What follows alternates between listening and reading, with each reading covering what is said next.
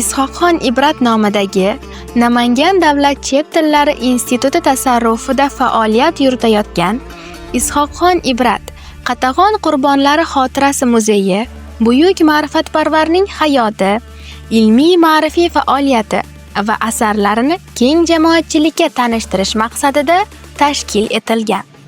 Muzey dastlab 2017-yilda Namangan davlat universiteti tarkibida ochilgan bo'lsa, 2022-yildan institut tasarrufiga o'tkazilgan.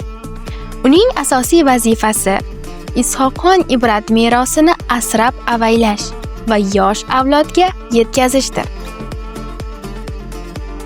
Muzey eksponatlari orasida Is'hoqxon Ibratning xorijiy safarlari aks ettirilgan xaritalar, u kishining hayoti va ijodi haqidagi matnlar, adabiy va ilmiy merosini yorituvchi hujjatlar, shuningdek, zamondosh ijodkorlar bilan aloqalarini tasdiqlovchi suratlar joy olgan.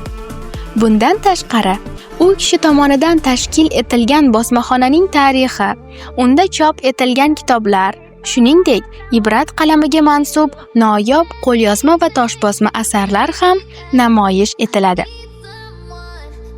Muzeyda Is'hoqxon Ibratning shaxsiy buyumlari, u foydalangan idish-tovoqlar, xorijiy mamlakatlardan olib kelingan nodir eksponatlar, shuningdek, u kishining musiqa asbobi bo'lmish santur ham saqlanadi. Ushbu nodir meros yosh avlodga ilm-ma'rifat va milliy qadriyatlarning qadrini anglatish uchun xizmat qilmoqda.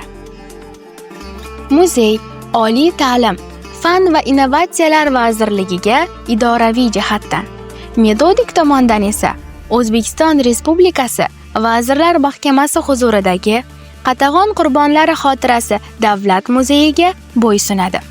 U institut tarkibida bo'lib, alohida yuridik maqomga ega emas. Bugungi kunda muzey faol ravishda ilmiy va ma'rifiy tadbirlarni tashkil etib, Is'hoqxon Ibrat merosini keng targ'ib qilishga xizmat qilmoqda. Adiblar xiyobonida ma'naviy ma'rifiy tadbirlarning samaradorligini oshirish maqsadida Is'hoqxon Ibrat nomidagi Namangan davlat chet tillari institutiga atoqli mutafakkir Is'hoqxon Ibrat majmuasi biriktirildi. Bu tashabbus yoshlarni milliy qadriyatlar va adabiyotga yaqinlashtirish, ilmiy-ma'rifiy tadbirlarni jonlantirishga xizmat qiladi. Institut tomonidan xiyobonda Is'hoqxon Ibrat haykali yonida turli tadbirlar, tanlovlar va intellektual o'yinlar muntazam tashkil etiladi. Mazkur majmua va muzey orqali yoshlar ajdodlarimizning boy ilmiy-ma'naviy merosi bilan yaqindan tanishib, ilm-fan va ma'rifat yo'lida yuksak maqsadlar sari intilishlari uchun ilhom oladilar.